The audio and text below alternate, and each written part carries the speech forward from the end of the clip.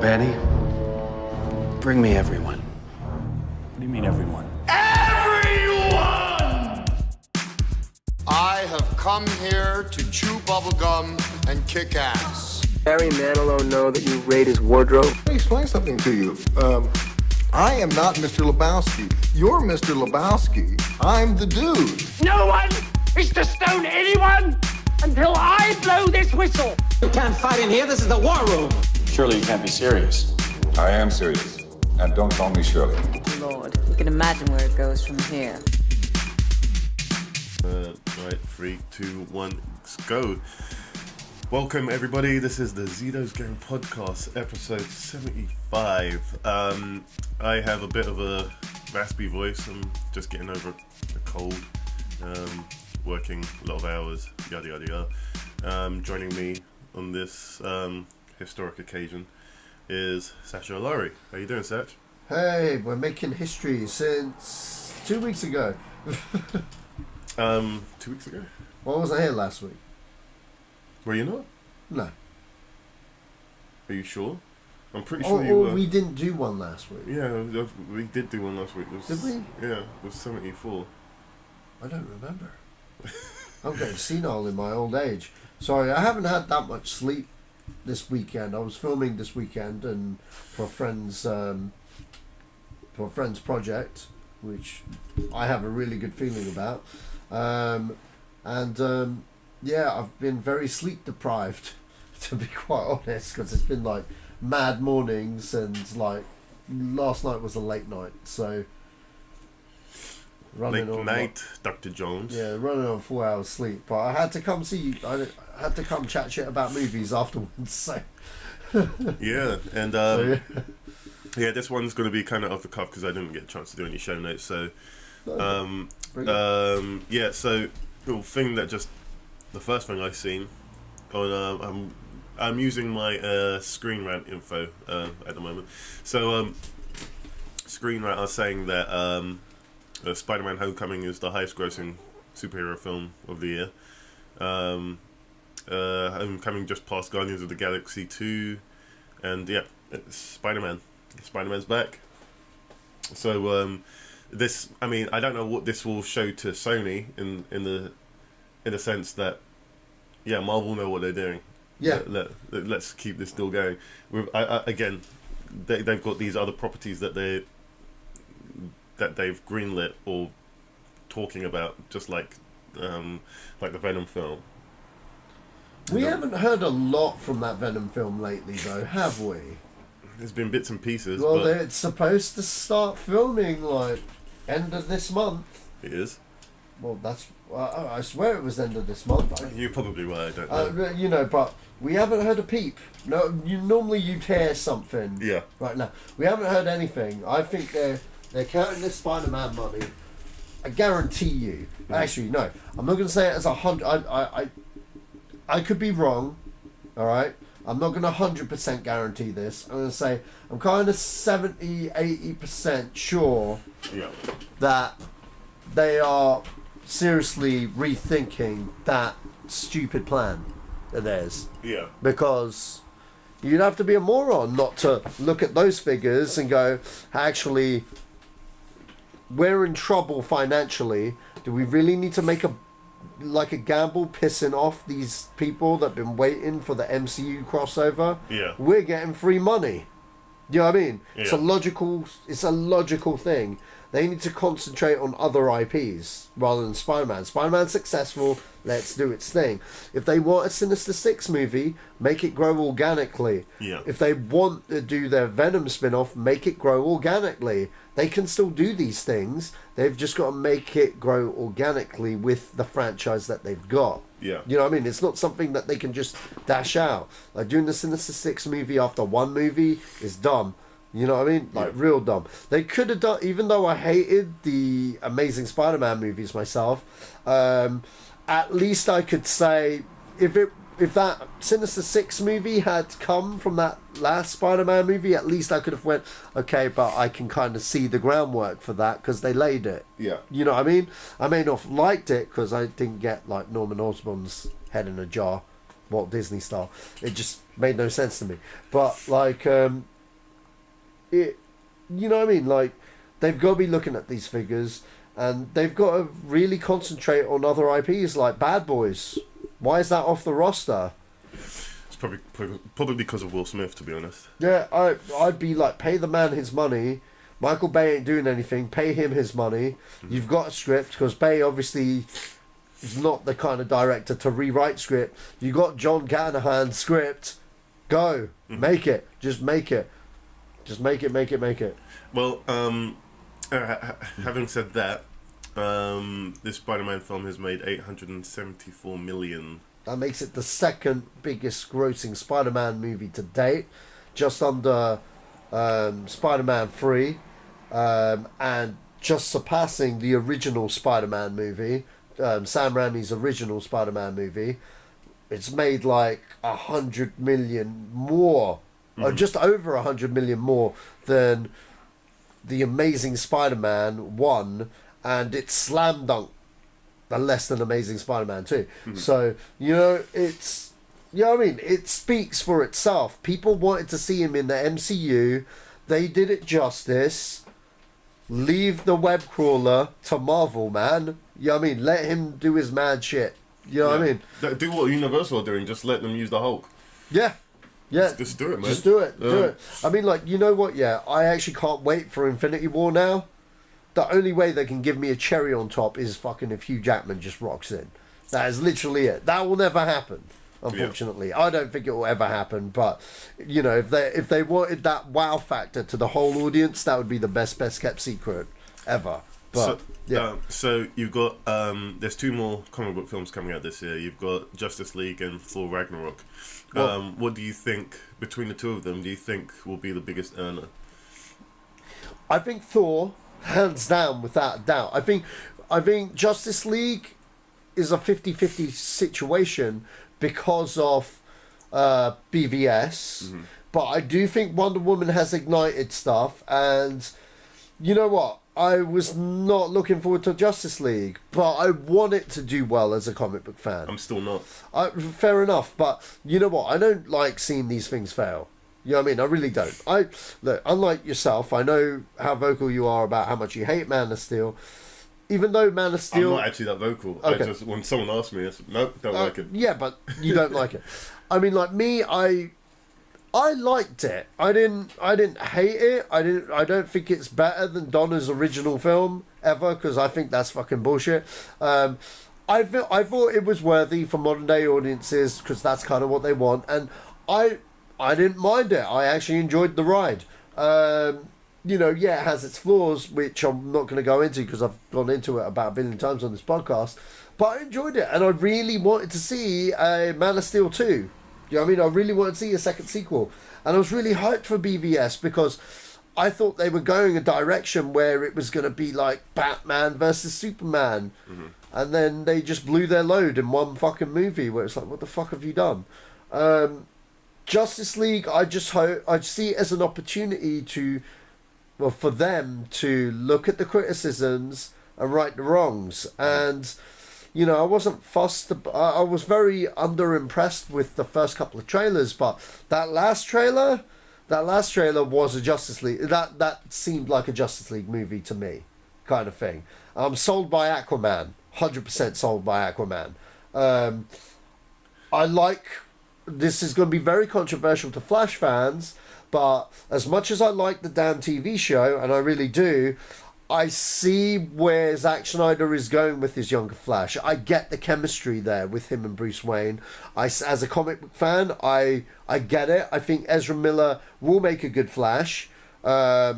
You know, Cyborg, I'm with Joe. I don't really, you know, I get his character in the comic books and stuff, but I'm not feeling the look of Cyborg at all. And, you know, I just hope he turns out to be good in the actual overall movie. But I did like that trailer. I hope it's good. You know, that's a big hope. But, you know, I'm kind of 50-50 on this one now. And that's solely on that last trailer. They say Jesse Eisenberg has been, well, It's been cut out. All of his scenes have been cut out in Good. this film. Good. I don't need to see if he was in there. That would just remind me even more why I hate BVS. And it just, I wouldn't want him to be in Justice League. I just think that Justice League should focus on one threat, and that being Steppenwolf.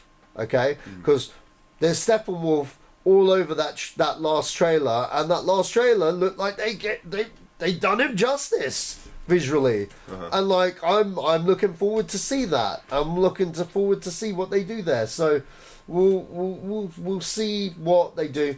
It could still be a total load of bollocks. Well, but I'm 50-50 with it, because I'd like to think they learnt from their lessons. You know what I mean? They probably haven't, but I want to be an optimist here, because I've been a pessimist about this fucking movie the whole year because of how bitter I was over BVS. But Wonder Woman was a surprise to me. I actually damn well enjoyed Wonder Woman. I was dead against it, and I don't hate DC. You got to understand, in the 80s, in the 1980s, growing up as a kid in the 80s and the 90s, DC was waving the flag of comic book movies then. Yeah. You know what I mean? You had Batman and Superman, and they were the greatest thing ever, and Marvel weren't doing shit until Blade came to town. Yeah. They weren't doing shit. And I've seen Captain America in the 80s, and that was bollocks. Red Skull coming back from the what? Get out of town. That looks so shit. But I mean, I'm playing devil's advocate there. But I'll confidently say Thor Ragnarok is like looking to be the greatest Thor ever. That all the trailers have been fan-fucking-tastic. Taika Waititi, how do you pronounce it? Taika Waititi. Taika Waititi. Taika. Taika Waititi. My God, he's like Flash. He's done a modern day Flash Gordon with Thor, or that's what it looks like in terms of the music track and everything. I know there's a little thing where some people are, oh my God, all fucking Marvel movies now since Guardians of the Galaxy have to have their musical thing. It's like, fuck you, man. You know what I mean? Fuck you. That, you know what? If it works, let it work. You know what I mean? I fucking love it. I can't wait for Thor Ragnarok. About a year ago, I didn't give a shit, but these trailers have really just made me get hyped. Yeah. And made me discover a brand new fucking band. I forget the name of the band right now, but the band that done the soundtrack for the first trailer, their shit is dope. But yeah. Who are you talking about? I can't remember their name, but I'd have to look them up again. But they did the soundtrack to. They did the soundtrack to the Thor Ragnarok trailer. Oh, really? Yeah. This band, I never heard of them before. Maybe you have. Wasn't that Led Zeppelin? Wasn't Led Zeppelin. That was the first. You said the first trailer, right? Well, maybe it was the second trailer. It's got to be the second trailer, because I was like, "Wow, I'm sure that was." Oh, Led no, Zeppelin. yeah, that was it. Yeah, no, that was. I'm talking about the second trailer. Right. Yeah. All right. Okay. Well, hopefully that will do something for the band. maybe Yeah. not. Well, yeah, we've still got those two films to look forward to. I'm personally looking forward to Thor. Thor's my favorite character in the Marvel universe, and so more on that as it comes, I guess. Right, so Magic Sword. Magic Sword. Magic Sword is their name. Okay, cool. Yeah, never heard of them until it was definitely trailer 2. Are they a new band?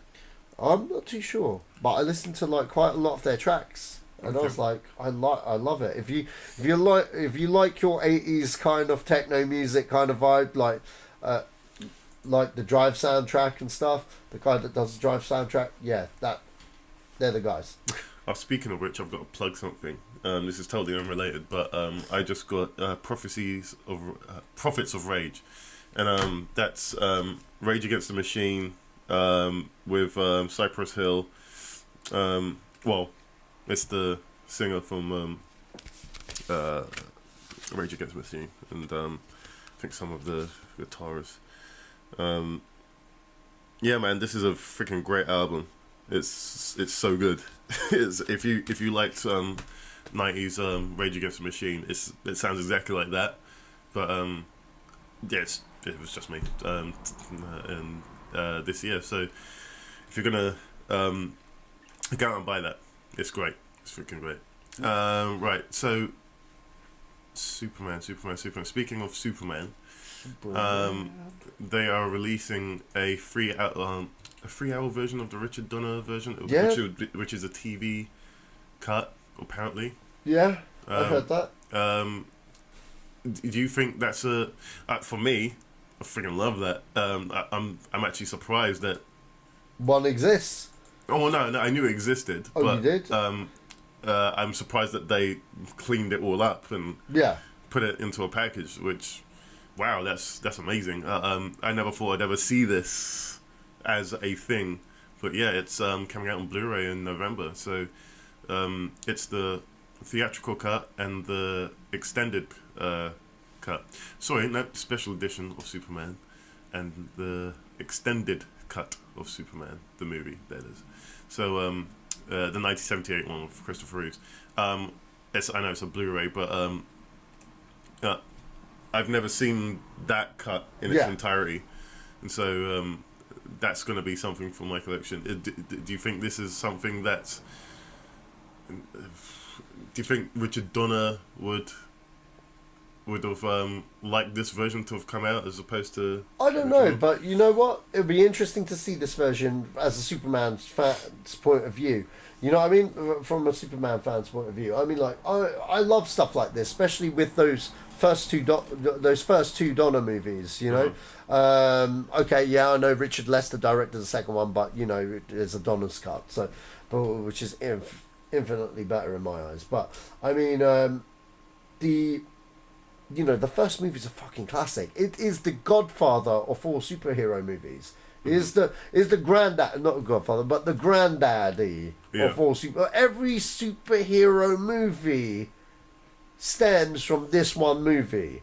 Do you know how well this movie? Do you know how high praise this movie is? Kevin Feige and every fucking Marvel director go to this movie first before they make a fucking movie. Yeah, because he's a real. You believe in. Yeah. I don't know if it's most Christopher Reeve's acting. Most evidently in Thor, funnily enough, because what's his name? Kenneth Branagh. Yeah. Kenneth Branagh. I was going to say Richard Branson. Kenneth Branagh, but it's a beard thing. Kenneth Branagh said what he loved about Superman was that it starts off on Krypton, where everything's alien, just like Thor starts off on Asgard and stuff, where everything's alien. Then the second location is Earth. You know what I mean? There's like, you know, where he's taken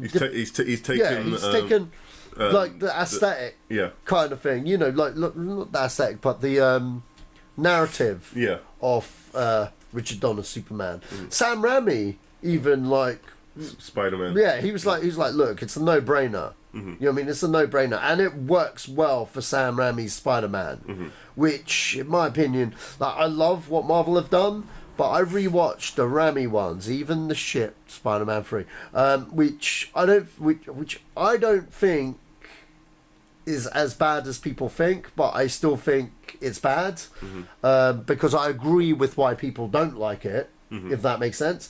But I still think it's very, you know, there's parts of it that's very well done. But I'm going to stop that for another conversation for another time. But I just think, let's stay on topic. I just think Sam Raimi pulled the right parts of Superman to inject into his Spider-Man series. Yeah. Especially with the duality and stuff like that, and Peter Parker being how he is. Straight from Clark Kent from the 1970s. You know what I mean? But that's exactly what Peter Parker was. He was a nerd. And he totally threw in those Donner references. Yeah. Left and right. I mean, even Bryan Singer as well with fucking X-Men. Especially evident in the first film. Yeah. First film. You have Sabretooth with the balls. You know, that's Non. Yeah. Remember those balls that are going You know, I can't remember what that thing's Superman called. 2, yeah. Yeah, that's straight from Superman 2. And then also when Cyclops, like, uses his visor... And he turns away. And he turns away, just like Superman 2 with the fight in New York kind of thing. Exact camera shot. Metropolis. Yeah, Metropolis, not New York. What the fuck am I talking about? I'm tired, man. I've only had like 3 hours sleep, man.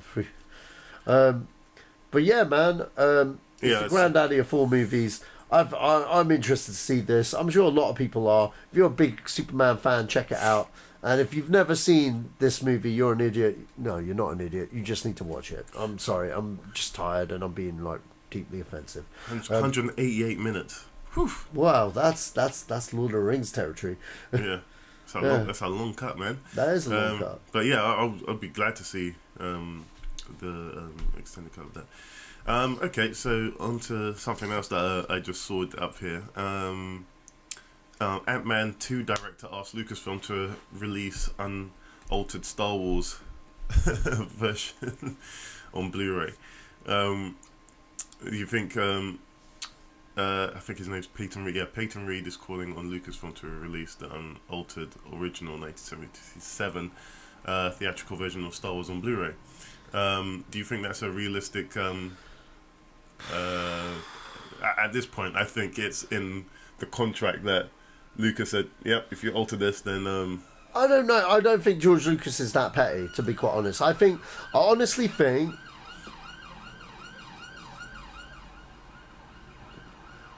Do you excuse us? I have no idea what's going on over there. Yeah, sorry. No, I honestly don't think George Lucas is that petty. You gotta understand, yeah. Alright, George Lucas did the movie the way he wanted. Yeah. You know what I mean? And that's fine. And, you know, in order to do that, you know, the old negative is deteriorated and doesn't exist anymore. You know what I mean? Because he upscaled it for the special editions to be how they are. You know what I mean? Like, how they are. And that cut exists. Now, the negatives can be repaired because Disney are the company to do it. Because they did it... Well, the negatives were repaired in the 90s. Well, no. There's certain aspects of the negatives that, you know, they rechanged and stuff that weren't updated. That cut doesn't exist. He has said it doesn't exist anymore. He's straight up said that. I misunderstood the process because from what I understood that he got the negative onto a computer digitally, the whole old school negative, and then that's when he started doing the post work. He would have released it. He would have released it on the Blu-ray because he has actually said they don't exist anymore. I get that. I know that the prints don't exist, but yeah, I'm sure there's no way you could do what he did with those special editions without getting the print onto a computer somewhere. So it does exist. Yeah. Well, either way, I think. Well, the other thing is, it'll cost a lot of money to do that. If Disney have access to do it, I'm sure they would do it. I'm sure George Lucas isn't that vindictive, really, and I think if he was able to do it, you know what I mean, he would have done it. You know, simple as. You know, that shit costs money. And you got to understand, when Lucas was behind it all, he'd already released the special edition expecting the whole world to love it and didn't expect people to get as nostalgic as they did. You know what I mean? And don't get me wrong, that's not a bad thing. People love the stuff they grew up with. You know what I mean? And they want to relive that nostalgia. You know what I mean?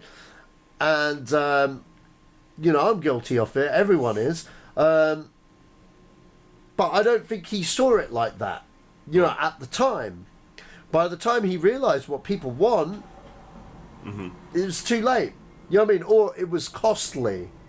You know what I mean? And yeah, he's a billionaire, but he's got to be smart. Because what if only 10 people go and buy the fucking DVD? Because it's this old now. The Blu-ray. You know what I mean? Sure, I still think he would have made money, but do you know what I mean? There's always like... How much as a businessman you got to understand there's still a risk, you know what I mean, of people not buying the product. Yeah. You know what I mean? A lot of Star Wars fans would say, oh, but it's Star Wars. Yeah, Star Wars sells when it's the masses. You know what I mean? But if it's to what would be the smaller percentage of people that you know, really want to go out their way and buy that, you know what I mean? And actually buy that, you know, I'm talking a good, like, what, 50 quid, 60 quid? That's how much it'll cost. I know motherfuckers that download that shit straight away. I don't think it'll cost 60 quid. But, no, but you know what I'm trying to say, the point I'm trying to make. If that came out, every motherfucker on the planet would download it. You know what I mean? A lot of people would download it. The DVD sales won't sell as much as they should. You know what I mean? And that's ideally how I feel about that. That's probably what, you know what I mean? That it's costly. Disney could do it. Disney has the resources. They can afford to lose it because, you know what I mean? They're fucking Disney. You know what I mean? They know they're going to recuperate that money in a fucking Star Wars film the following year. But, you know, that's up primarily up to Disney. I don't see them going back, but at the same time, you know, you never know. Stranger things have happened, but I wouldn't bank on it. And, yeah, I'm sure Peyton Reed has clout with Disney because he made them a load of money on Ant-Man, but I don't think that's going to change anybody's opinion. If someone really wants it, if Bob Iger wants it, it will happen.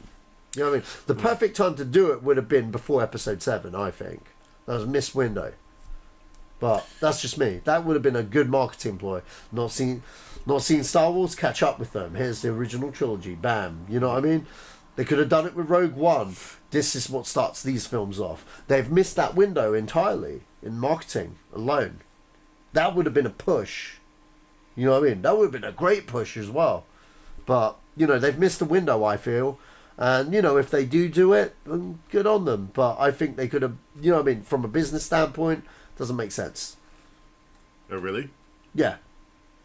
I don't think so. If you think there's that much of a demand? If Disney are, they just pulled all of their stuff off Netflix, to create their own channel. So, their own streaming service. And so, if they're going to charge people what I think they're going to charge for the streaming service, why not do it that way? There's a whole bunch of restoration companies that can do that. I mean, Lucasfilm could do it themselves. Anyone could do this restoration process. There's so many old films that are being restored right now. So there's 4K content for people to watch on their TV. So it will pay for itself if people really want it. I mean, I can't see my niece or nephews. I mean, watching that version. No, not at all. No, I mean, look, I'd watch that version because would. That's what I grew up with. Yeah. Don't get me wrong, because I always thought it was a crime that we never got both. But do you know what I mean? Like, I didn't cry about it. It didn't bother me enough. I was just grateful to have Star Wars back, like, you know, with people liking it and it being a thing again. You know. I agree with people when they say I 100% agree with people that Han shot first because it's stupid. It's just stupid, man. Fair enough. I'm not going to get into that conversation. But you know, yeah, it is what it is. Yeah. So I think eventually it will happen. But yeah, who knows? Right. So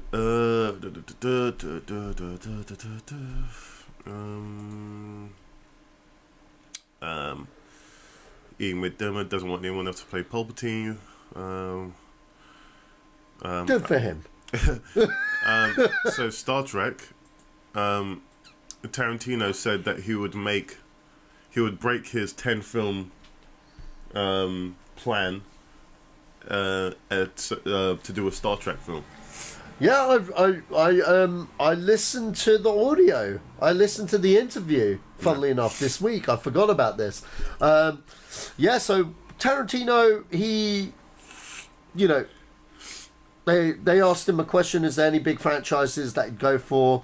And they questioned on the Star Wars thing. Oh, do you hate Star Wars? He goes, no, I don't hate Star Wars. He hated the situation about what happened with The Force Awakens and The Hateful Eight. He doesn't hate the Star Wars films, but he was more of a Trekkie.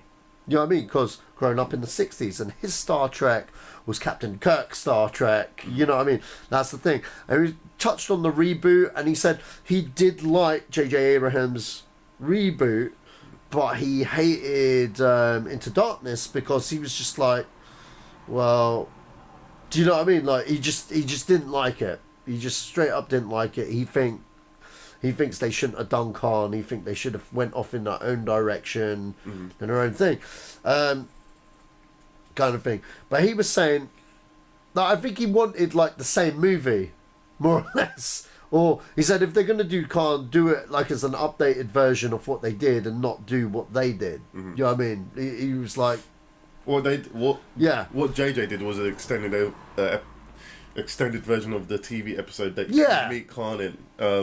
Because I've seen that episode. And I've seen the film.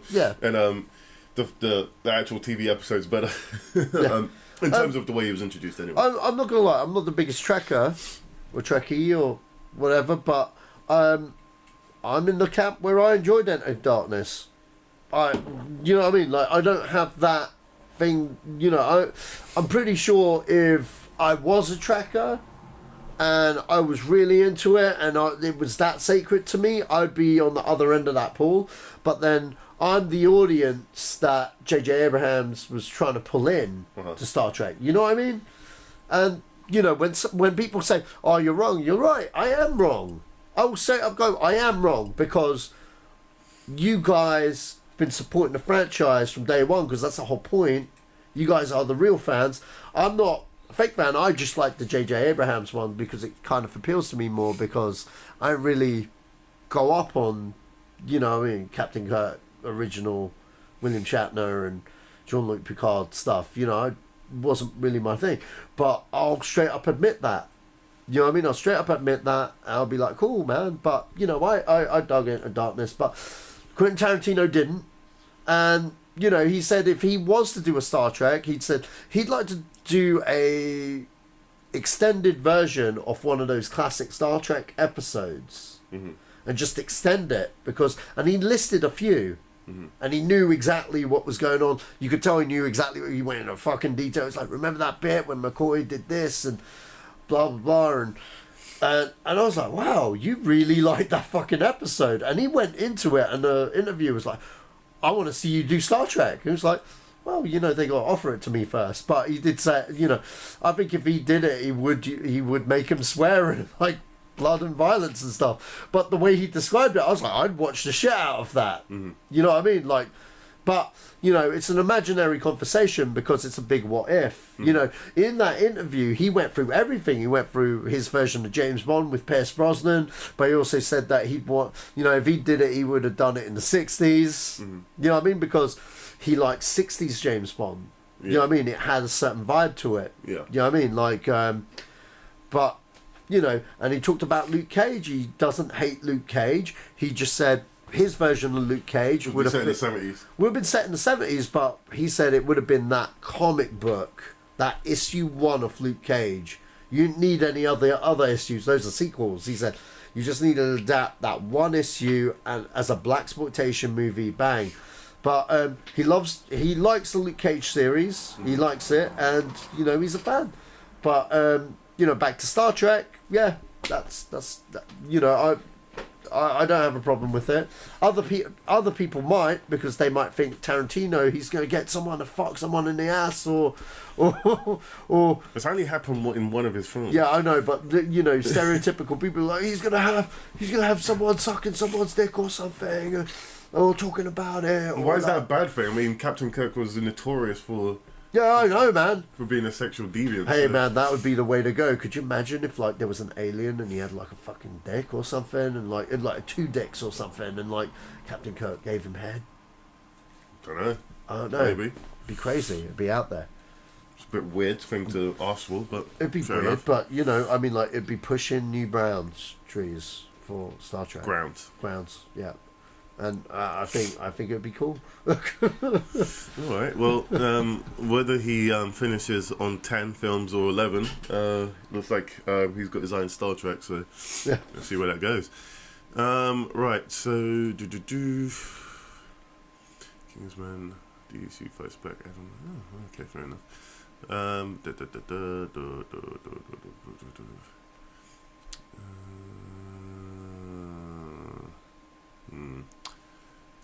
I can't see anything. Oh, right, okay. So, Terminator. As you know, There's a lot. This was on the friggin' news, for goodness sake. So it's a pretty big deal. So it is a big deal. It's the biggest deal. It is kind of, yeah, but it really isn't. Yeah, she could only be in there for 5 seconds. No, I think she'll be in the whole film. You think she'll be in the whole... I hope she is. Well, she's working out for it now. So, wow. So that's awesome. It's the fact that she's... anyway, we're talking about Terminator Genesis, just in case. Not Genesis, just Terminator in general. So the rights revert back to James Cameron next year or the year after, and Tim Miller, James Cameron's going to be producing this new Terminator film, or the start of this trilogy, as he wants it to be, and Tim Miller will be directing this film, which will be a sequel to Terminator 2: Judgment Day, and is ignoring Terminator 3, Terminator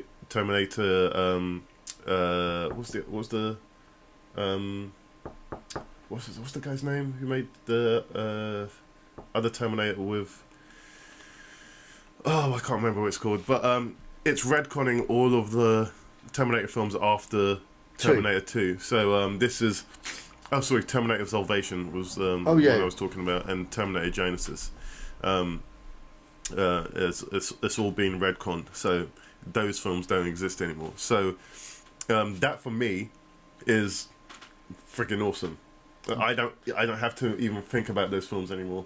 This is, unless they did an X-Men dealy with time travel, where Bryan Singer came back and he just fixed. Could you imagine if he did? Could you imagine if that's how he fixes it? He just uses time travel and just like boom. Nah, I think he's just going to go on his own thing. It's just going to ignore the other films, and I think that's, to be honest, it's a good idea. Yeah, I think so too. I mean, like, I gave a concession to Salvation because I actually enjoyed that movie. Yeah, it has its flaws, but I do like Salvation as well. I enjoyed it, but fucking T3 reminded me of a fucking TV movie, a watered down fucking version of Terminator and the IP in general.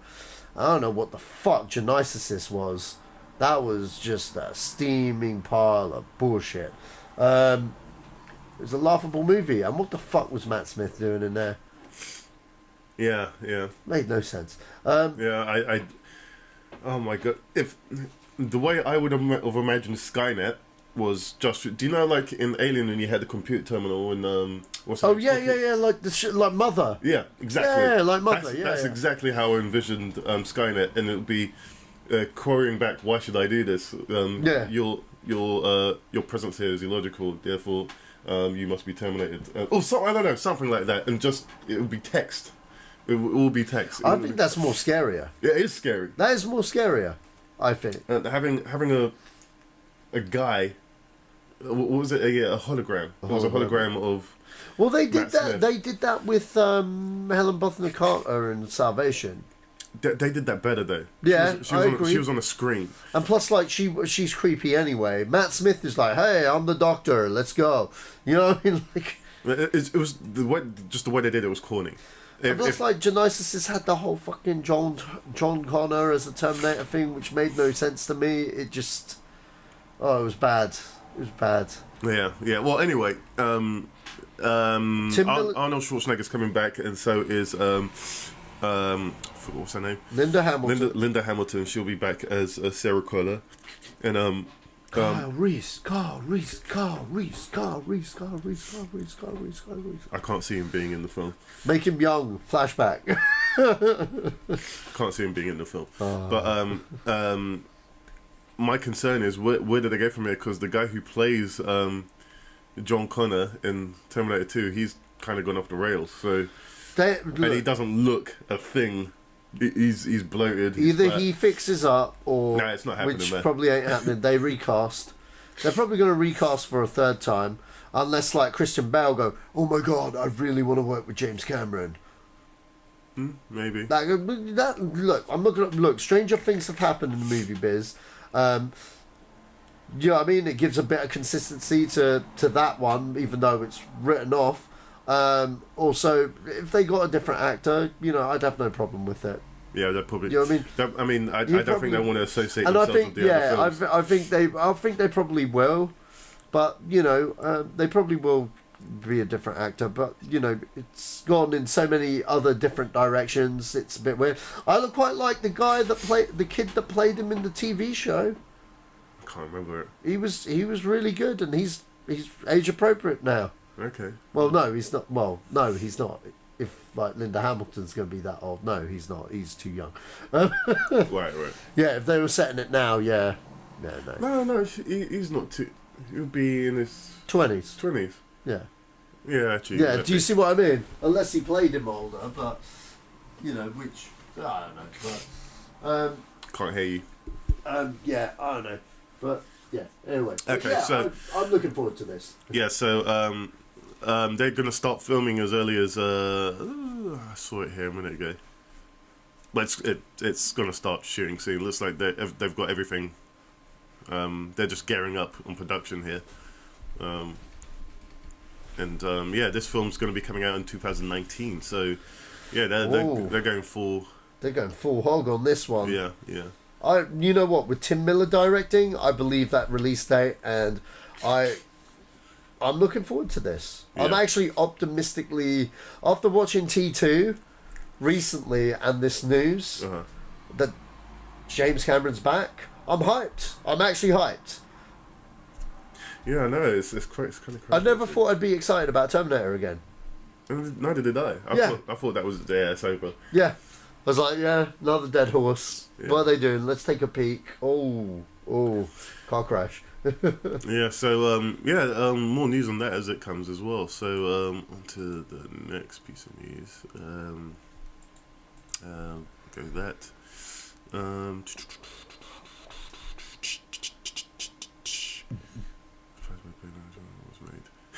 Rutger Hauer is surprised that Blade Runner 2049 was made.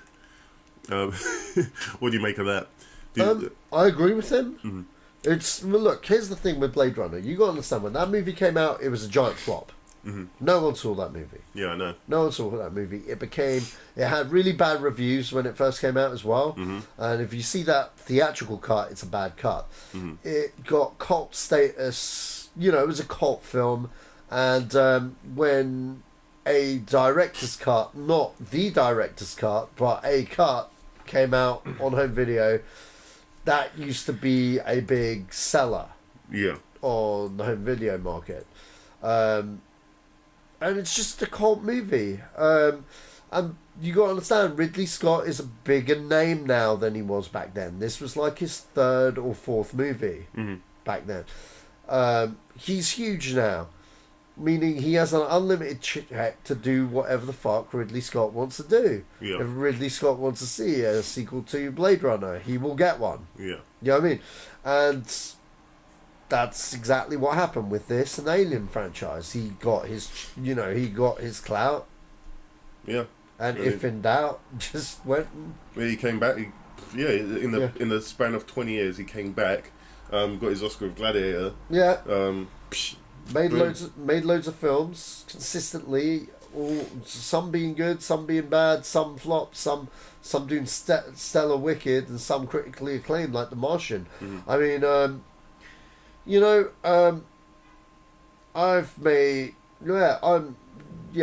that's what I make of it. Cause well, I mean, given that this film, I think people are I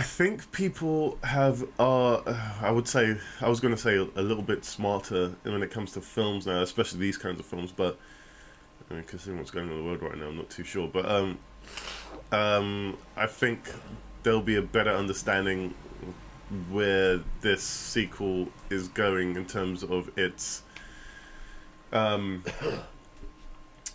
mean, if it's as paced as I think it is going to be, a lot of people are going to play, this film's too slow, because that's when I was a kid, when I watched Blade Runner for the first time, I thought it's too slow, and then as I got older, watched it again, oh okay, I watched it again, I thought, wow, this film's brilliant. It's a detective film. That's film noir, as you call it. Yeah, that's why I love it. I mean, I've always loved it. The first time I saw it, I was 16. And you got to understand, I have a strong love for like detective films in general. And that film blew my mind away because it was science fiction and a detective film, and that's what I'm kind of afraid about this new one, because this new one just looks like a big action blockbuster. No, it really doesn't, man. It really does, man. And not even that. There are many things I don't like about this new one. That's one of the things that I'm afraid of it becoming. You mean because all you've got to go on is the trailers?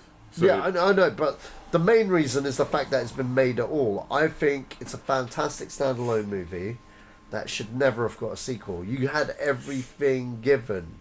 Mm-hmm. And as much as I wanted to revisit that world, I would much rather keep that one film than tainting it with a shitty sequel. Mm-hmm. I don't know whether the film's shit or not, but the fact that Deckard is still alive kind of answers the question already. Well, people going into this film won't know that. Yeah, but I know that. Sure, you do. And I don't like that. That's fine. I automatically hate it then. Because the question that should never have been answered has been answered. I never wanted to know that question. You know what I mean? But you got to understand. We're going into spoiler territory here. Yeah, it's a 35-year-old film, man. Yeah, but I'm guessing because it's a cult film. I know so many people have not seen this. Fuck them. Fuck them. Seriously, I'm going to go there. I haven't seen Blade Runner. Spoilers. Cover your ears. For next 20 seconds, I'm going to reveal a spoiler starting from now. Okay, so Deckard's a replicant, right? And from my point of view, because you know, I got it. Ridley Scott thought he was a replicant. To other people, they don't really get that, or people are like, no, he's a human because like of other reasons in the film.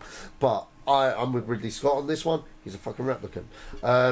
But you know, they only have a battery life for 4 years, so he should have died like years and years and years ago. Automatically, he's a human now. Spoiler is ended. So that's why I have a problem with it. And not even the fact that it answers that question. If Harrison Ford was not in it, I would have been more intrigued. I would have called different people, different Blade Runners.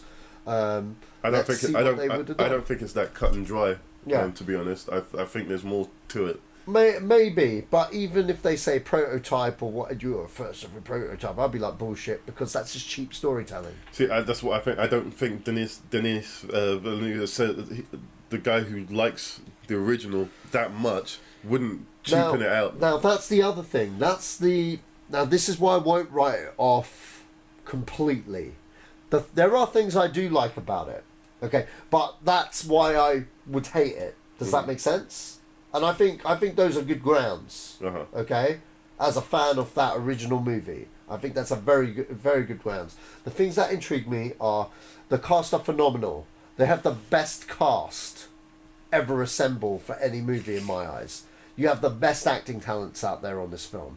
You have fucking Ryan Gosling. You have Jared Leto.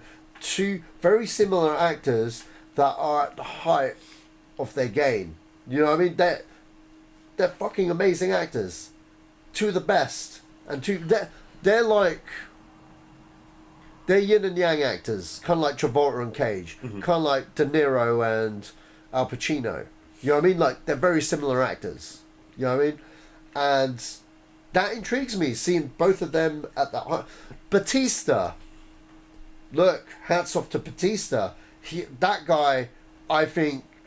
you know what? Dave Bautista, when I first heard he was in Guardians of the Galaxy, I was like, cool, whatever, he's just a wrestler doing that role. But there's so much to that role. Yeah. Working, you know what I mean? And I've seen him do a couple of films now, and he's grown as an actor. Yeah. You know, he actually has. I think he's actually better than The Rock. And you know what? I saw the short film that they had based on his character for this movie.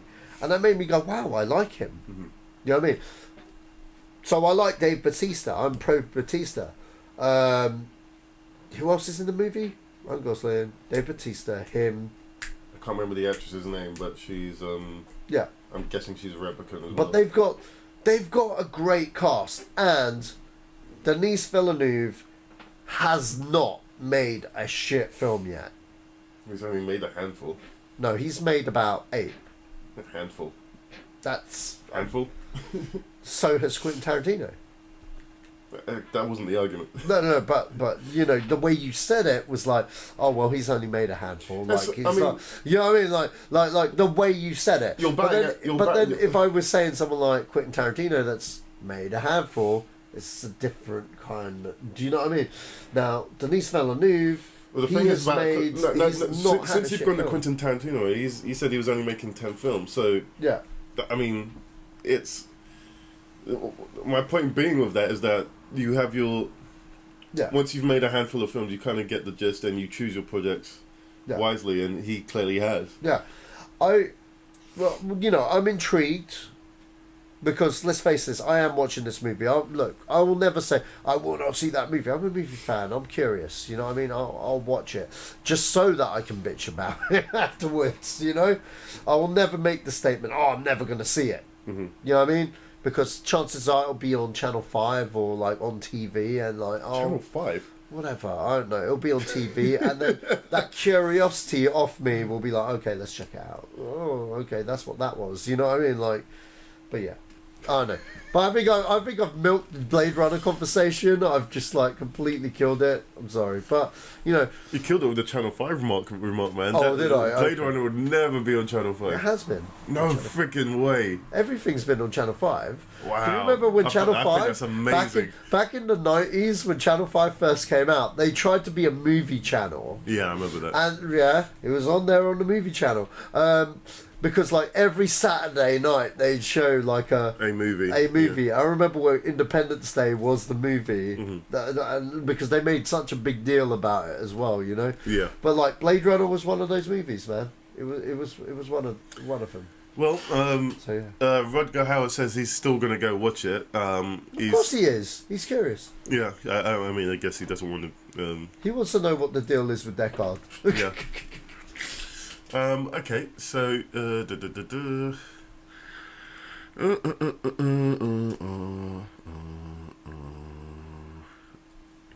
watch my nice things. Batman vs Superman was too dark for moviegoers. I don't think that was a problem. What do you make of this Jumanji film that's coming out? Because I'm in. I like the concept. Okay. I've said this before on the podcast. I've never seen Jumanji. You know, you're an older guy. You've seen it. I've seen it once. I didn't think it was great. Okay, it was all right. But this is the thing. Like, there's a generation of people that grew up on this. My excuse, and I will say this: I had a choice to see Jumanji, and I'm a Robin Williams fan. But you know, Jumanji came out. And it was this kid's film, and From Dusk Till Dawn came out. Yeah. I went and saw From Dusk Till Dawn. I think I chose wisely. I think I made the right choice. I want to see Salma Hayek get semi-naked and show her tits and like pole dance. I'm sorry. That's very sexist of me. I can't save you on this one. But I was a 15-year-old boy, and like, you know, I snuck in, and it was amazing. No, fair enough, man. It was amazing. But yeah, it was the best. It was one of the best films ever made. Amazing. What film are you talking about? From Dusk Till Dawn. Oh, okay. Back to Jumanji. I've never seen it, but the trailer has me intrigued a lot. I like the concept. This is from a non-Jumanji fan. Do you know what? I'm sick of seeing Kevin Hart. I've only seen 2 of his films ever. Yeah. But I don't like his type of comedy. He's doing what Eddie Murphy did, but in a really corny way. Yeah. I don't hate him. I just don't. I don't find him appealing at all. If I see him in a film, I'll try and avoid it. Do you know what it is with Kevin Hart? Okay, I like Kevin Hart as a stand-up comedian. I think that he'd be great in films. He just hasn't found. He just hasn't found. I think he'll be great in films. No. He just hasn't found his niche. Like for example, all right, I'll give you an example. Like, him and The Rock do have chemistry. Okay, but that movie wasn't as AAA as I would have liked it to. But it was a step in the right direction. You know what I mean? Because they obviously have a lot of chemistry. Right. He's okay. Eddie Murphy, when he first came into films, Beverly Hills Cop is Eddie Murphy. He ad-libbed that film. He had full control over that film because of the ad-libbing. Same with Cop 2. You know what I mean? Yeah. And eventually, you know, what happens is you lose what makes you great because higher-ups trying to dictate what you say and what you do. Yeah. Unfortunately for Kevin Hart, his agent said, you need to be in movies. Yeah. He was like, cool, how much are they paying? This amount. So he says yes to everything.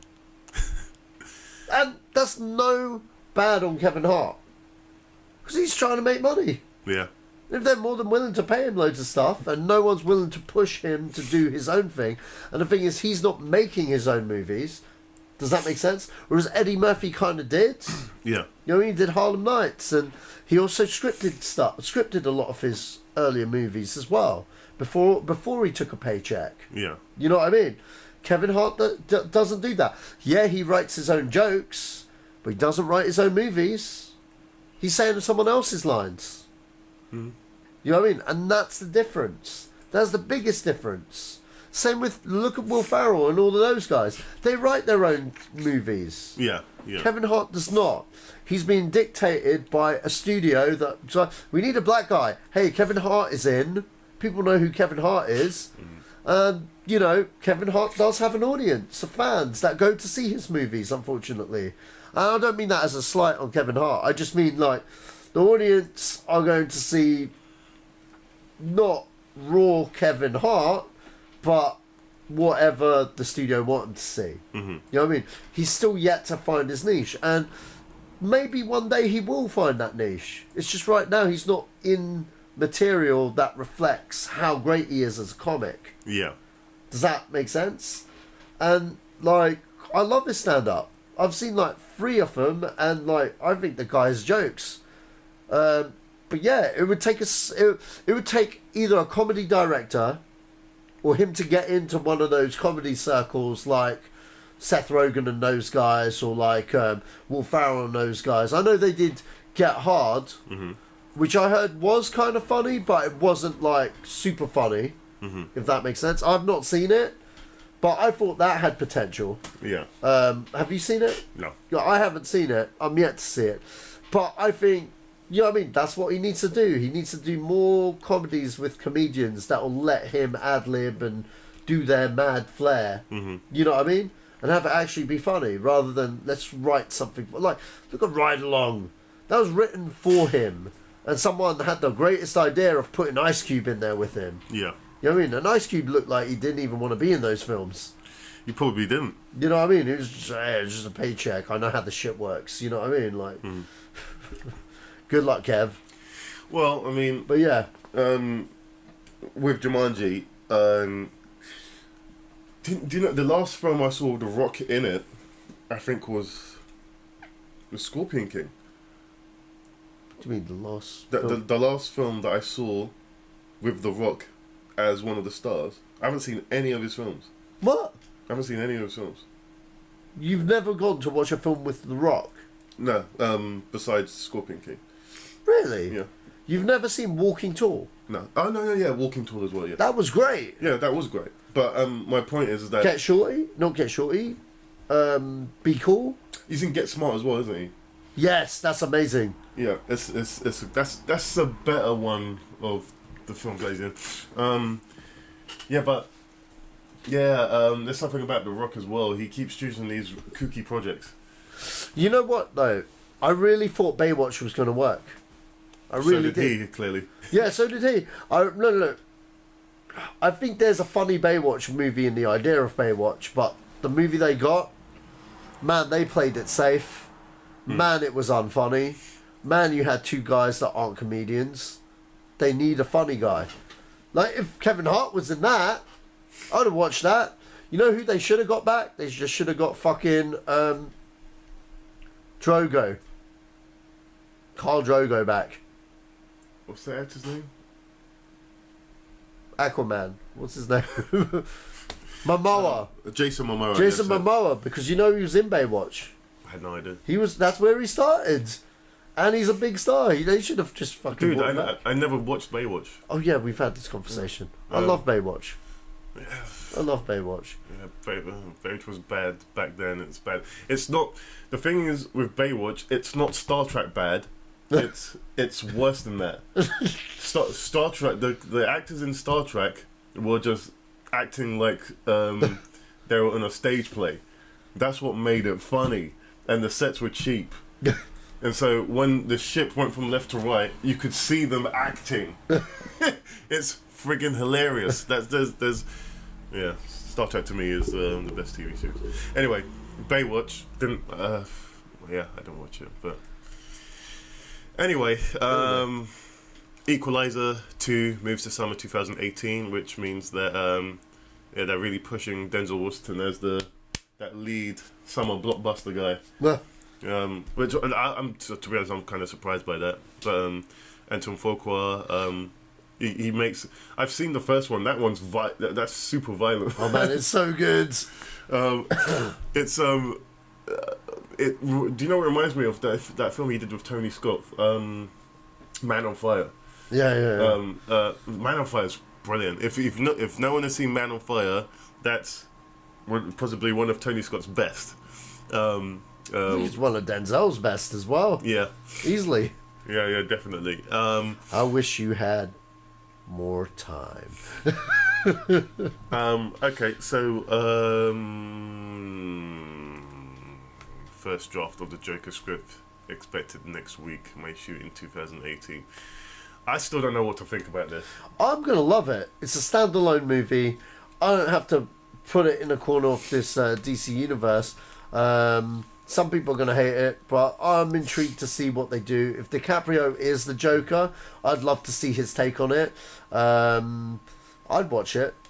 To be quite honest, it can't be any worse than what they've been doing lately. So, I'll give it a shot. And because it's a standalone one, cool. For the collection, bro. That's how I view it. Yeah. Kind of like the Dark Knight trilogy. Standalone thing. I guess.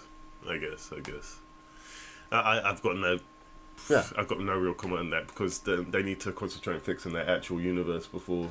Yeah, maybe, but then maybe this filmmaker or the team behind it have a proper vision that isn't convoluted with like loads of shit, and maybe they do something cool. We touched upon this last time I was on, I do believe, like where I said my thoughts, but my thoughts still remain. Like I don't know, we'll have to see. Okay, all right. On a slightly different note, we don't do trailers on the podcast anymore. But did you see the Tomb Raider trailer? Yeah. It's so mediocre. Yeah, I saw it. I don't know what they're trying to do with it. At first, I thought they were doing the game. Good game. They kind of are. Well, have you played it? Yeah, they kind of are, but they're going their own way with the. They are. Yeah, they are. I'm like, I don't know. We'll see. I wasn't. But my that doesn't bother. As long as the film is good, I don't care if they follow the game or whatever. Yeah. But it looks so. That trailer could have passed me by, and I mean, I don't remember it at all. Once I watched that, I forgot about it. Yeah. It was so forgettable. I actually forgot about it as well. It's so forgettable, and so I don't think that's a particularly good start. And the posters, I don't think it's a good poster for what they're trying to convey with this character or the reboot. It's the whole back, standing with your back towards the camera and looking ominously into the left or the right even. It's very weird. Wasn't that one of the posters for the game? A little bit. Yeah. But maybe it's a nod. I don't know. I don't know, man. The poster looks wrong. The trailer looks wrong. Yeah, I'm not sold yet. I like Alicia Vikander, but I'm not sold on. They haven't sold me a ticket yet.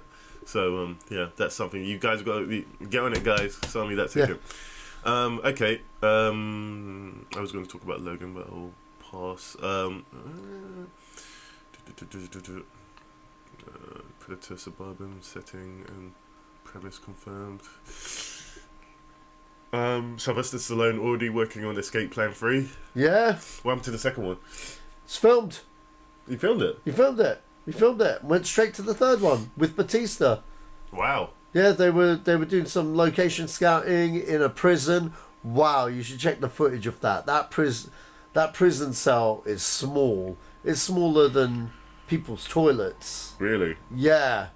They go into the small room and Batista's taking a bit. He puts his arms out and he can't even stretch his arms. So that's the room. That's one of the rooms in this prison they were location scouting, and like it's a funny little joke video, and like Sylvester Stallone also put up a secondary video because he said Escape Plan 3, like if like everyone knew that they were filming number 3, and he was like, and he did another video confirming, yeah, it is Escape Plan 3 number 2, we've already filmed it, it's in the can, blah blah blah, you'll see it sometime. So yeah. Sylvester Stallone was... You know what? He did say he was doing number 2. Yeah. And it's just gone under the radar like you would not believe, man. Yeah, I know. Because 3 just came out of boom nowhere, you know what I mean? So I'm very interested. I'm glad Batista's in them. Is he supposed to be in Creed? What's he doing? Creed 2 even? Why is he doing this before Creed 2? It's just another franchise, isn't it? How dare him? Yeah. How dare him? How dare him get work? Yeah. How dare you, Sly? How dare you? Is it bad enough that Marvel have set you up to be one of the Guardians of the freaking Galaxy and Ravagers? Oh yeah, they did, didn't they? Yeah, they're like look, James Gunn's like, I want to direct Ravagers, which will be after Guardians 3, which is the spin-off with the old crew. Yeah. We're sport for choice. And then on top of that, if Sylvester Stallone wants to stay, which he probably will do because he wants to be relevant, the Marvel thing ain't going anywhere.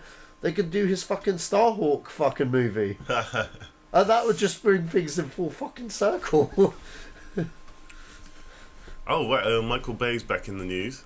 What's he transforming next? Michael Bay's long in development big screen adaptation of Wesley Cho's novel Time Salvager finally finds its way to. I can't even pronounce that. Well, it looks like he's going to be doing this film next. So, Time Salvager, which is a really weird name. Yeah, looks like he's doing that. Don't know that. A time Salvager. Salvager. Yeah. Salvager. I don't know. Well, it's a series of books in a future where Earth is toxic and abandoned. It's a toxic and abandoned world, and humanity has to spread to the outer solar system to survive. A tightly controlled use of time travel holds the key to maintaining a fragile existence amongst other planets and their moons. In this case, what he's really doing, he's buying this whole fucking series and he's putting Optimus Prime in there and putting fucking and putting time travel in there. He probably, I don't know. Well, he probably is. I don't know what these films are, these books are about. So the time travel could be a thing for this. So you never know. Moving on. This is news that I found very interesting. Valerian sequel still possible due to fan reaction. So if you don't know what Valerian is, Luc Besson this year released a film called Valerian and the City of a Thousand Planets, which didn't do particularly too well in the Western world, but it looks like due to positive fan reaction,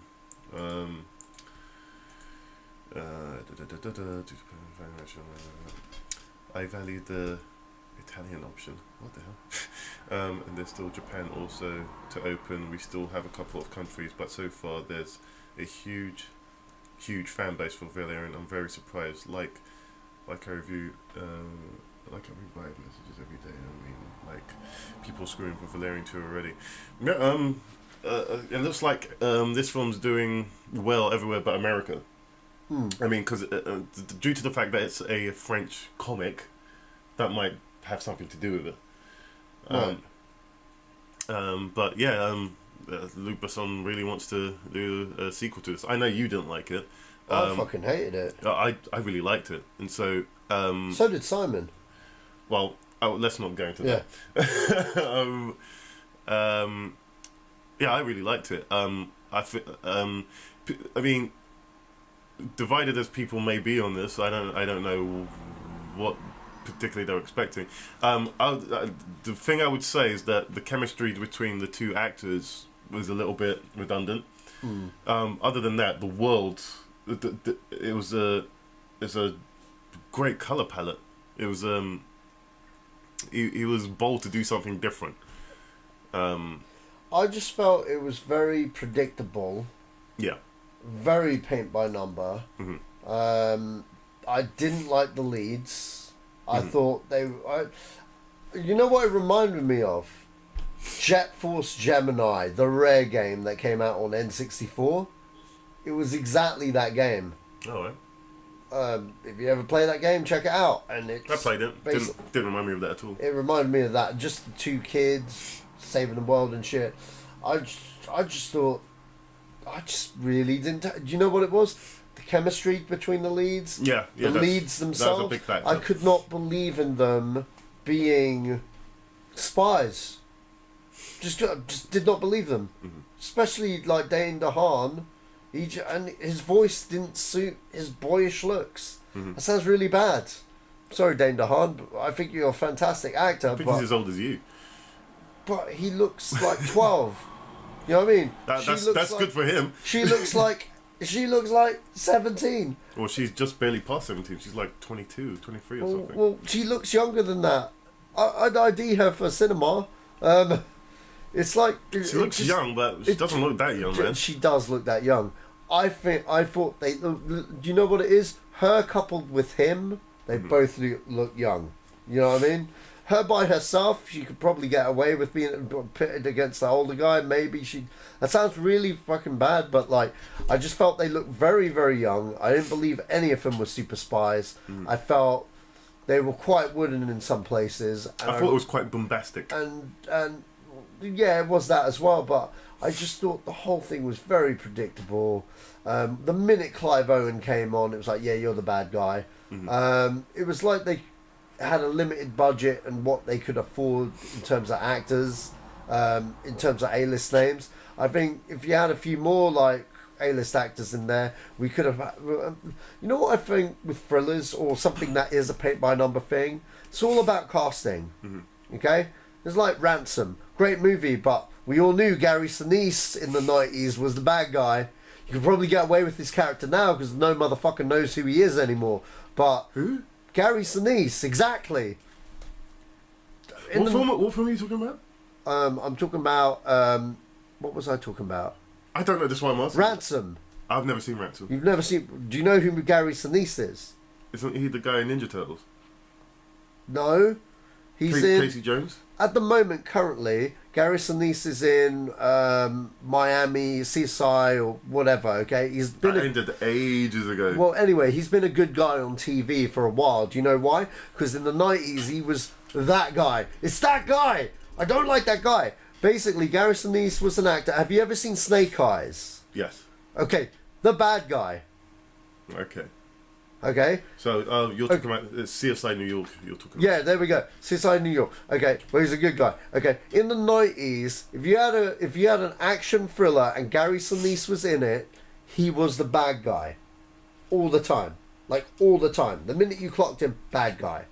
You know what I mean? I would have had. You know what? Like John Travolta is one of those characters where if you put him in like a thriller where you're like, there's a traitor. Part of you, because of previous roles and how well he plays bad guys, those everyone's looking at Travolta. Do you know what I mean? But if you flip people against their casting, that if I had a paint it by numbers fucking thriller, or I would cast it better than what the story is, because it's all about the whodunit. And Valerian had a very basic thing. Was very, very paint by numbers. It was totally him. And, you know what I mean? If Clive Owen was the dudes, fine. But you have to cast the other people. Like, there was another, like, human guy or something that was, like, on the ship as well. Should have got another big name. Should have got fucking, I don't know. Who's always shifty? Who's always a bad guy and shit? I don't know, man. Get Danny Trejo. Everyone don't trust Danny Trejo. You know what I mean? Like, yeah, he's Machete. But outside of Machete, he's that scary Mexican. Look at Danny Trejo. Everyone have been just profiling Danny Trejo. Trejo. You kept saying Trejo. You said 3 different names Sorry, so far. Trejo.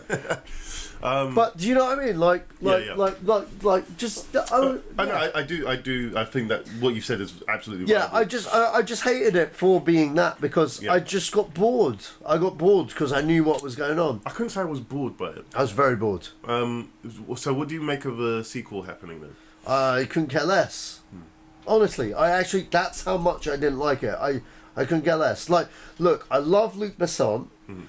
I love a lot of what he's done because I do love a lot of his movies. I do understand this is a passion project for him, and good luck to him. It has an audience. People that grew up on this. Look, I'm a comic book fan. I didn't grow up on Valerian, but I understand there's a source material and people that love it. I'm just saying this first movie just didn't really do it for me. Maybe they're supposed to look like kids, but if they were, it wasn't conveyed to me in the movie. When you say kids, do you mean teenagers or? Yeah, teenagers. Okay. I'm 40. I'm fucking almost 40, dude. It's like they're kids. You know what I mean? Like. No, that's why I wanted to get a base because I don't know what that means. Do you mean like 10, 12-year-old kids? But if that was the case, if that's what the script required it, you got to convey that to the audience and go, this is the world, this is the people, this is why they are. I got none of that. It's like, they're a spy. I see like a fucking 15-year-old in a fucking... I think you're the only one that's a problem with... No, I'm not. I'm really not, Joe. I'm really not. I don't have a problem know with a lot of people that saw that, that thought exactly the same as me. Okay. A lot of people. The only 2 people in the whole universe that I've met physically that have seen that movie are you and Simon. That were like, no, it's wicked because of this and that. I'm like... okay, cool. I'm just telling you, I don't have a problem with his age. I have a problem with his chemistry, but not his age. I have a problem with all of that. I have a problem with the story. I have a problem with the chemistry. I have a problem with the actors. I had a problem with the casting. I had a problem with fucking everything like that. In terms of like the visual effects, I thought they were good. I thought the worlds were interesting, but that wasn't enough for me. It didn't keep me engaged. I was like, my brain switched off, and I was like, is it still going on? When's it going to end? Like, literally, I've not felt that way about me. It's one of the worst movies I've seen this year. Like, easily. Wow. Like, I hate it that much. I will never watch it again. Jeez. But I understand that people love it because they grew up on comic books and those I don't think that's why people like it. No, but in other countries, because another friend of mine who did grow up on those comics loved it. He was like, yeah, I really enjoyed it. And I can't take that away from him because, you know, he grew up on it and it ticked the boxes that make it a good adaptation for him. So I was like, cool, man. Like, that's cool. You really enjoyed it. Would you rather him to have done a sequel to Fifth Element or a follow-up to Fifth Element? No, I would have just rather him make another movie. He did make another movie. Or, no, but I would have made a different kind of sci-fi movie. If you want to do another sci-fi movie, make another sci-fi movie. But then, you know, we did with this. I don't blame him because it's a passion project for him. You know what I mean? Like, he felt he needed to go make this movie. He went and made it. I'm glad it's found an audience because that's the best thing any director can have, for people to like your movie and it find an audience, regardless of whatever success. You know what I mean? Whatever. But I'm just saying, I personally didn't like Valerian. I'm not saying everyone should hate Valerian. If I don't question you about this, it's just you saying that you don't like it. But I had to say why I didn't like it, and that's exactly why I didn't like it. I just... if I had my top 10 worst movies of the year, this would be in the top 10. Cool. I don't know where, but do you know what I mean? But look, I'm not a Luc Besson hater. I love Leon, or The Professional as it's called in the States. I do love The Fifth Element. Sorry, dude, you're absolutely fine. You're allowed to hate his films. No, I just feel I got to justify it because you got to understand, I wanted to like this movie, but the trailers weren't doing it for me, and I had these questions like, why does he look about 12? Because it didn't make sense to me. And then when I saw the movie, I was hoping to get something that would explain why, and I didn't get that. So I had to write it off there. I had to be, I don't. It's cool, man. But I wanted to like it. It's like Batman vs Superman. I wanted to like it. I was hyped for it. I wasn't hyped for this, but I wanted to like it. But I couldn't because it was shit. And that was the shittest movie of last year. So, Well, I think we'll cut it after this one. But actually, no, that's a really bad one to end on.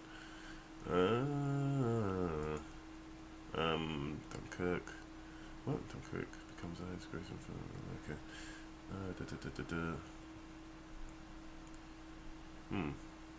Okay. Sorry for the dead air. I'm just looking for one more thing to talk about. And I'm finding it hard. Alright, so we'll talk about this then. So, Tom Hardy and Channing Tatum have been eyed for Beverly Hills Cop 4. What? So, the story goes that the directors of the forthcoming Beverly Hills Cop 4 film have name-dropped big actors like Channing Tatum and Tom Hardy to potentially play against Eddie Murphy's Axel Foley. Play against? Both of them together, or either one? I'm guessing they mean either one. And Eddie Murphy's Axel Foley. The original movie propelled Murphy to stardom way back in 1984, where the actor played a brash, streetwise Detroit cop who clashes with his fellow officers in Beverly Hills while pursuing the criminal who murdered his friend. So, Tom Hardy I can see more than Channing Tatum. No. You know what? No, I'm going to go the other way. Channing Tatum. I'll tell you why. That interests me more. Tom Hardy could do it in his sleep, but for Channing Tatum, that's a challenge. You know what I mean? Yeah. That's a challenge. And not only is it a challenge, it intrigues me more, because I've never seen him play a villain. No. You know what I mean? And also, well, unless you count The Hateful Eight, but I mean, do you know what I mean? Channing Tatum is a movie star, but you know what? He's getting better at what he does. He used to be dog shit. He used to be in a film called Dare John or something like that, okay? Quite literally some rom-com shit, and he was wooden as fuck. It was terrible. There was a lot of movies like that. A lot of really bad shit fucking stuff no one really wanted to watch. And then he did 22 Jump Street. He tried comedy, and he was really funny. Taking a piss out of himself, out of his physique himself and stuff. And then he did stuff like Magic Mike, working under Steven Soderbergh. And surprisingly enough, Magic Mike's actually a really good movie. And it's, you know what I mean? Like, it may not appeal to a lot of male audiences, you know, but it's actually an alright movie. And, you know, you can see that he's gotten better. He's not wooden anymore. He's trying. You can tell this is a guy over the years that's taken acting lessons because of his criticisms. And that leads me up to Foxcatcher, where he's phenomenal. Yeah. I'm not really... Like, Foxcatcher wasn't a AAA movie to me, but I can appreciate it. I can appreciate what was good about it, and what was great about it was the performances by everyone in that movie, and he was one of the standouts. You know what I mean? And Mark Ruffalo was fantastic in that movie. He smacked it at the ballpark, but everyone was on form on that movie, and he was really good, where I was like, shit, dude can act, dude. And what I like about Channing Tatum is that he continues to push himself. He's taken baby steps, but like I just saw the other Soderbergh movie that came out recently. What's it called? The heist movie. I can't remember what it's called, but Logan Lucky. Yeah. One or two's right. Logan Lucky. Logan Lucky. Really, really good. Really, really good. So to see it, and then, you know, Hateful Eight, he isn't in it enough, but he's working with a great fucking director like Quentin Tarantino that ain't gonna like put up with wooden acting and shit. Like, look, to have him do a bad guy turn, full bad guy turn, intrigues me, and I want to see that. Yeah. You know what I mean? Because he's never done it. Tom Hardy, yeah, of course you can see it because he's done it. He's done it. He's one of the greatest actors in the universe. You know what I mean? Like at the moment, currently on planet Earth, he's that good. You know what I mean? But Channing Tatum, yeah, he's my guy. I think when they say play against Eddie Murphy, I mean be his partner. Oh, as in be his partner? No. You changed your tune quickly. No, neither one of them. There's only one partner. That's Billy motherfucking Rosewood. We know Judge Reinhold's back in that motherfucker. Man needs work. We love the judge. Put the judge back. Who the judge? He's the judge. Put him in. No. If it's a different character and Judge Reinhold's still in the movie, then fine. But I want Judge Reinhold's. He's still alive. Yeah, I know, but like No, I'm asking you if he's still alive. Yeah, he's still alive. Okay. He's just been in like obscure, like, not even obscure shit. He never went away. He still works, but he's just Doing not. what? No, he's in dog shit stuff that. The last time I heard his name was Clerks. I know, but that's just it. Hang on, let me, because I have looked him up. Like, you know, I go on IMDb if I remember people, and I'm just like, shit, what happened to him? He's been in stuff, but a load of stuff we haven't even heard of. Some straight TV movie, like TV movies. Some TV series, like he'll show up as a guest. Hang on, Judge. I feel I need to look him up again. Judge. If I just type in Judge, do I find him? No, wait. It would help if I went IMDb and not Box Office Mojo. That would help a little bit. It would. It's There we go, found him. Okay, so Judge Reynolds.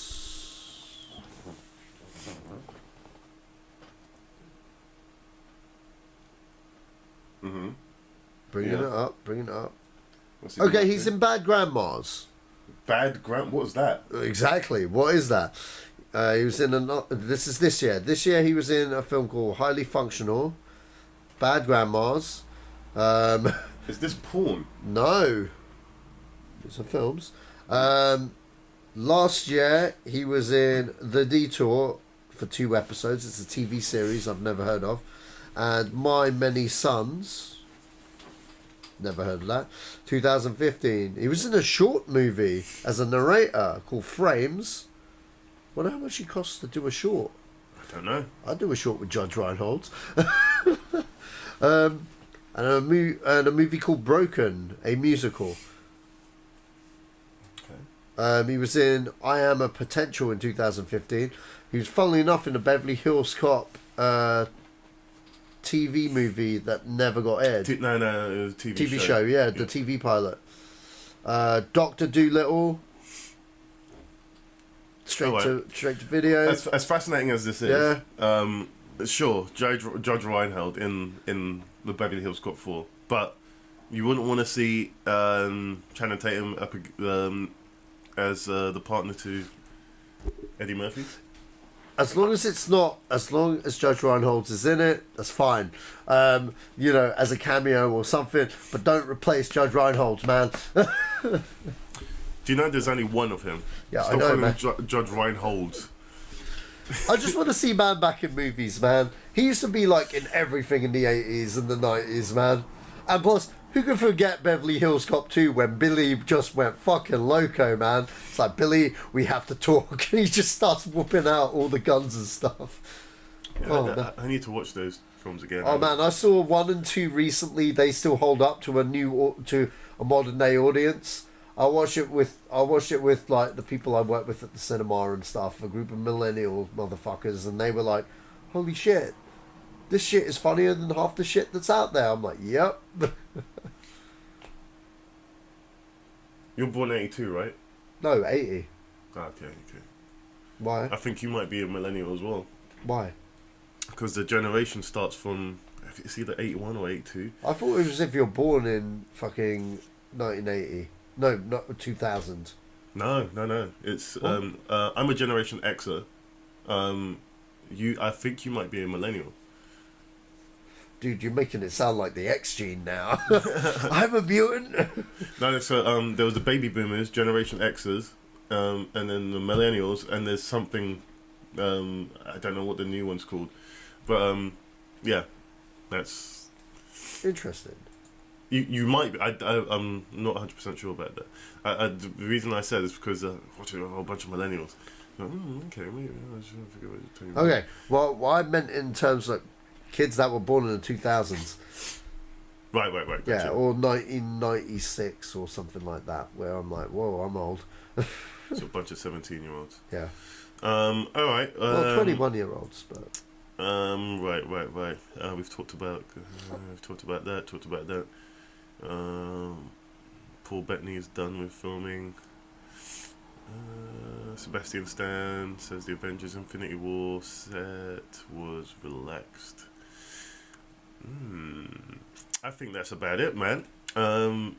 If there is there anything that you particularly want to talk about before we shoot off?